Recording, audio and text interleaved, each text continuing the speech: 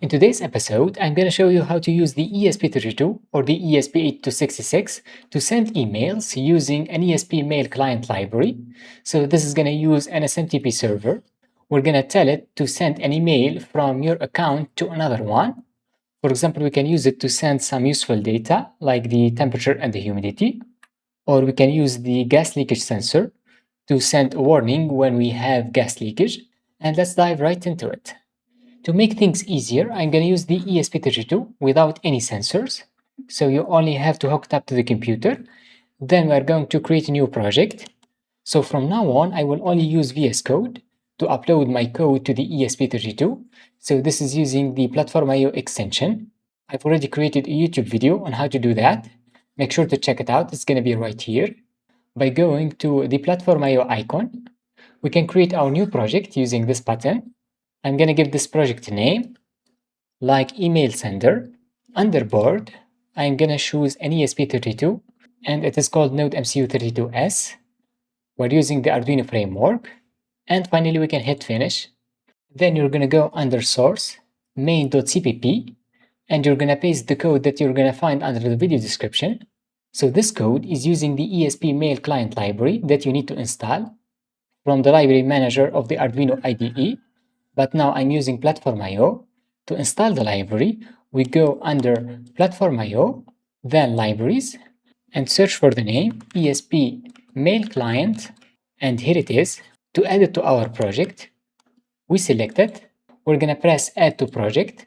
Of course, we're going to add it to our new project email sender, and hit Add. And once it gets installed, you will see that the error is gone, and you only have to change some credentials, like the Wi-Fi network name and the password.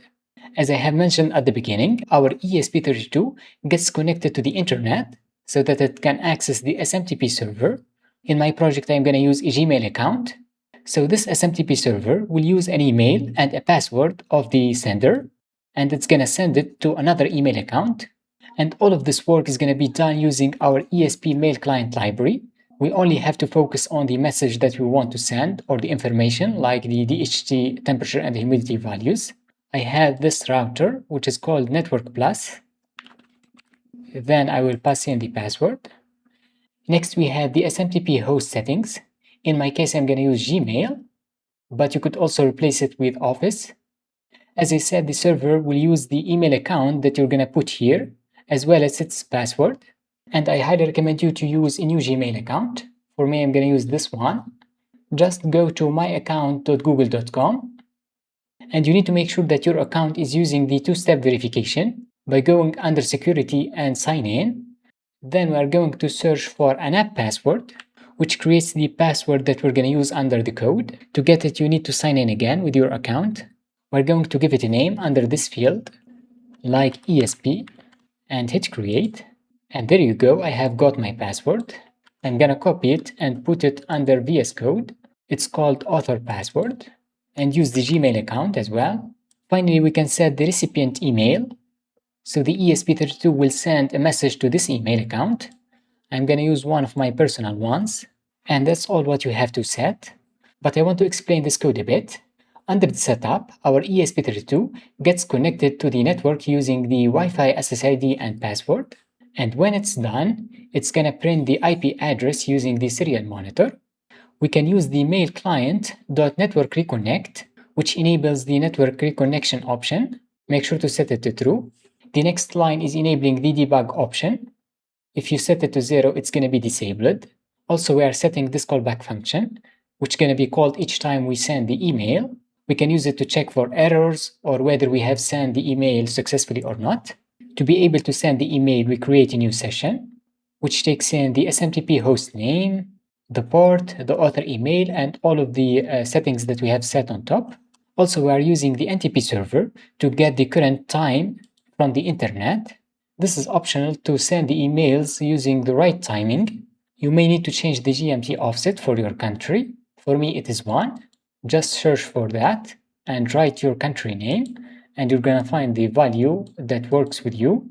But the most important object in our code is the message, in which we're going to put some settings, like the subject of the message. We have ESP test, the name, the author email, and the message that we want to send, like hello world, sent from ESP board. If you want to put some sensor data, make sure to put it right here using a string. And finally, we can connect it to the server and check if we are logged in and authenticate it as well. And we send the email using the MailClient.sendMail that takes in the message as well as the server and all of the parameters that we have set.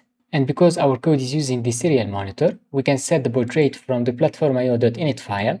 Just write monitor speed equals 115/200. Once you do that, we have our upload button that we can press. For some ESP boards, you have to hold down the boot key, but for me, it uploads the code automatically. It's almost done. If you want to open up the serial monitor, we have this icon, serial monitor. And there you go, the ESP gets connected to the internet, as well as the SMTP server.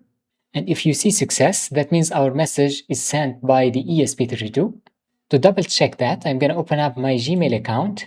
And there you go, we have the message from the ESP. Hello world. So I think that's all for this episode. I hope you like it. If you have any question or comment, make sure to put it under the comment section down below. Also make sure to hit the subscribe button, that helps me a lot.